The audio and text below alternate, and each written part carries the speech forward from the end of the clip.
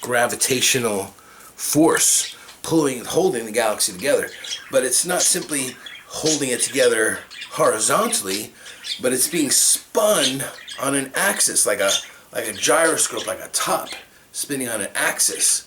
And that spinning is inherent to the structure, right? The spinning is not happening as a result of material mechanics. The material mechanics are happening as a result of the inherent capacity of the field to rotate. As we really examine the magnetic field, as has been shown by our friend Ken Wheeler, Theoria Apophasis on YouTube. He's got hundreds of demonstrations that show the dimensions of the magnetic field. Show it. Showing you phi ratio, showing you the dielectric inertial plane, things that I'm still trying to wrap around. The jargon that he uses, the specific terms that he uses, I'm still trying to wrap myself around it. But he shows an inherent vortex, a reciprocating vortex, he calls it. So you've got the blossoming out of the magnetic field in specific lines that are directly reminiscent of, or echo to, or actually substrate of sunflowers and other kinds of flowers and other kinds of pine cones and other forms and structures in nature. Those forms, those material forms, are following the magnetic field, or following the pattern that's inherent in the field. So while these blossom outwardly, radiate outwardly, we've also got a reciprocating, returning vortex that spirals inward and spins, right? So every planet spins, every star is spinning, every galaxy is spinning, everything that is held in structure at one of these scales is spinning because of this, the inherent nature of the field. And the field, again, is holographic in that the galaxy is one scale of it, but you can chop that up into planet bodies and star bodies, and they're still going to have that field. And they can chop up the planet bodies into the different organisms. My organism has that same field, spinning, rotating magnetic field. The cells are going to have it. The atoms are going to have it. The proteins are going to have it. They're going to have a specific spin, specific directionality. DNA, obviously. And right down to the subatomic phenomena. So the field is holographic, and you can chop it up into any size, and it's still going to have the same properties as that field. Right? The phi ratio will always be there. Other properties that, I invite you to check out Ken. Again, YouTube, Theoria Apophasis. Really interesting stuff. You got to get past Ken's arrogance a little bit, maybe a lot. Ken certainly knows that he knows. He knows that he knows, right? And you know, and you don't know because no one's ever shown it, no one's ever seen it. So Ken will come on with his videos and say, no one's ever seen this before. I'm the first person on the planet to show it to you, and it'll be all up in your face about it. But you can't get past what he shows. Right? He'll explain it in the ways that he's explaining it, but he's showing it, and you can't not see it. Right, so you can say, I just believe there's North Pole and South Pole and magnetic attraction, repulsion, that's it. So much more. So much more. So I'm going to wrap up because I don't want to go too far. I kind of put a lot all at once. Tried to kind of comprehensively offer the basic structure of what I've been student of and articulate toward for the last 30-something years of my life. I woke up to the astounding and astonishing nature of the universe in my 19 years old. Your psychedelics, my fraternity brothers. And everything since has been in a singular direction, trying to comprehend what's going on. What am I? What is this? Why is this happening the way that it's happening? What is its nature? What is my nature? Why am I conscious? What is consciousness?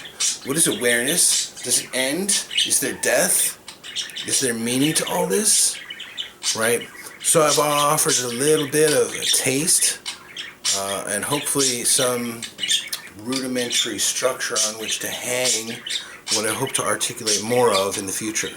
Right? So this basic dichotomy, and it's not a dualistic dichotomy, because on one side you've got dualism and the field of opposites, and on the other side you don't. You have the whole totality, but seen through a different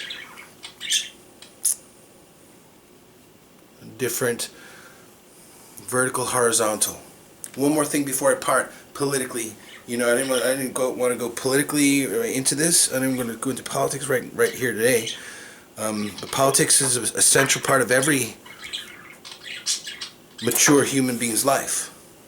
Right? If you find yourself apolitical or not interested in politics because you don't understand the nature of politics, is a reflection of our moral nature, our moral understanding.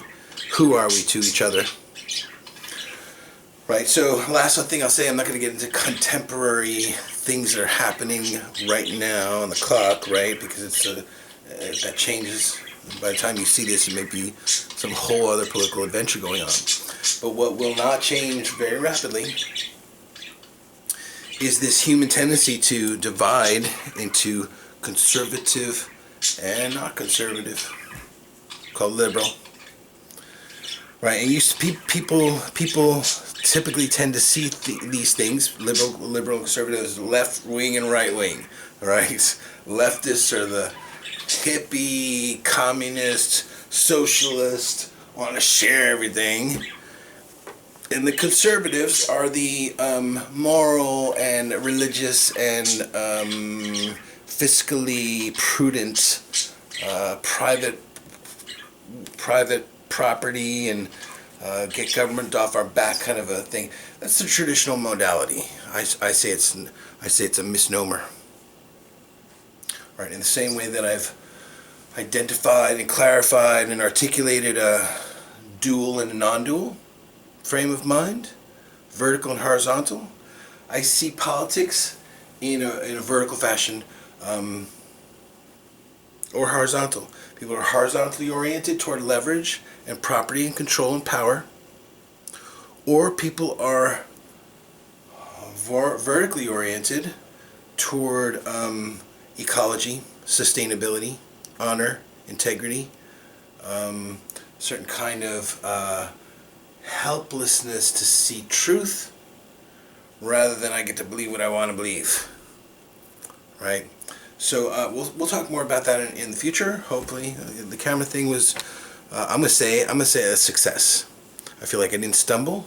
I feel like I didn't go on in a kind of like difficult to comprehend way. I may have taken long pauses, but that's okay. That's part of how I do things.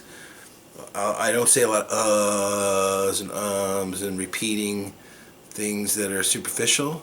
Try to always stay right to the bone. Sometimes the pauses are deliberate. Sometimes the pause just naturally arises out of the necessity to let that sink in. So I'm going to continue to practice this. This may or may not end up on YouTube. But I feel successful. I feel good about it. I feel comfortable about it. Maybe try to get a different background. I don't know. Right now it's nighttime. It's 10 o'clock. Can you see the clock in the background? Yeah, 10 o'clock. And, you know, I'm going to experiment with different things, different lighting, different backgrounds, different sitting, standing, whatever. Try in different ways.